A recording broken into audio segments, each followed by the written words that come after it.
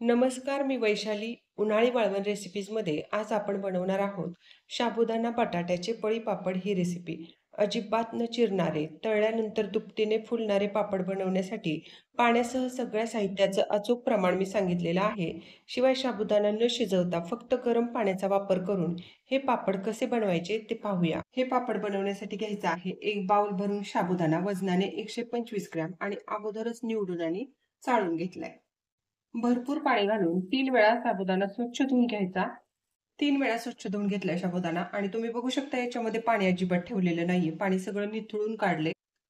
साबुदाणा भिजवायचा आहे तर त्यासाठी ज्या बाउलने आपण साबुदाणा मोजला होता त्याच बाउलमध्ये मी इथं पाणी घेतलेलं आहे. बाउल भरायला अगदी किंचितसं कमी आहे. तुम्ही इथं बघू शकता. आता हे पाणी या साबुदाण्यामध्ये घालायचं, एकसारखं करून घ्यायचं आणि याच्यावरती झाकण घालायचं आहे आणि 7 ते 8 तास कमीत कमी आपण याला भिजू द्यायचंय. सकाळी साबुदाणा हा भिजायला घातला होता आणि चांगला भिजलेला येतो. सहज दाबलं तर मॅश होतोय. बघू शकता तुम्ही इथं. तर याला चमच्याच्या मदतीने आपण जरा मोकळं करून घेऊया. एक मोठं पातेलं घ्यायचं आणि आता त्याच्यामध्ये आपण ज्या वाटीने साबुदाणा मोजला होता त्या वाटीने बरोबर 8 वाट्या पाणी घालायचं आहे. तर इथं मी 1 वाटी पाणी घालते आणि अशाच प्रकारे आणखी 7 वाट्या पाणी मी या पातेल्यामध्ये घालते. 8 वाट्या पाणी मी इथं घातलेलं आहे. फुल फ्लेमवरती इथं मी हे पाणी उकळायला ठेवले. चांगली खळखळून उकळी येईल एवढं याला उकळून घेऊया.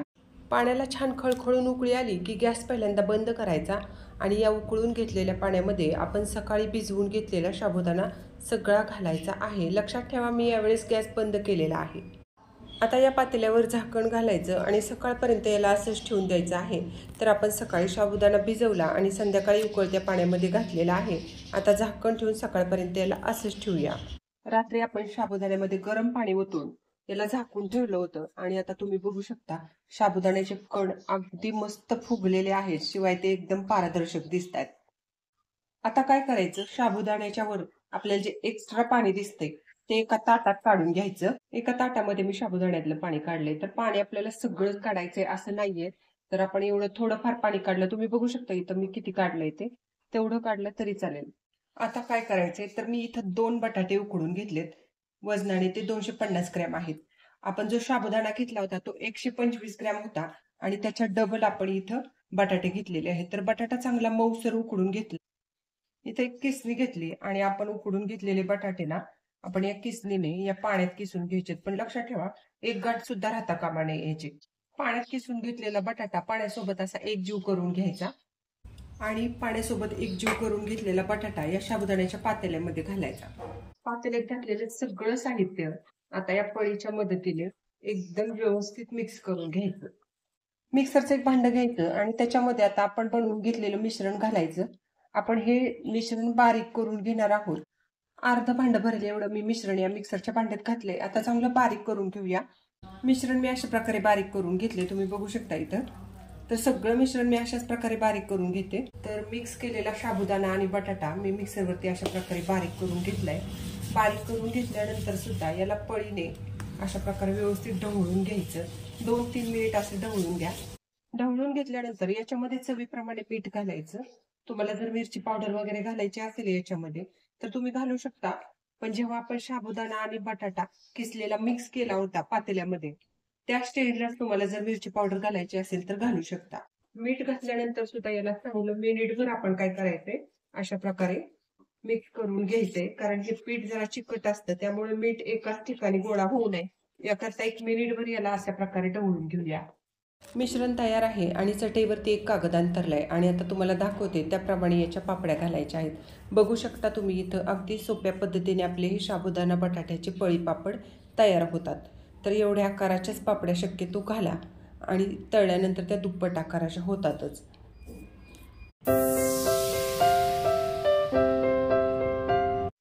अशा प्रकारे इथं मी सगळ्या पापड्या बनवून घेतलेल्या आहेत. 2 दिवस याला कडकडीत उन्हामध्ये वाळवून घेणार आहे. 2 दिवसात या पापड्या अगदी व्यवस्थित वाळतात.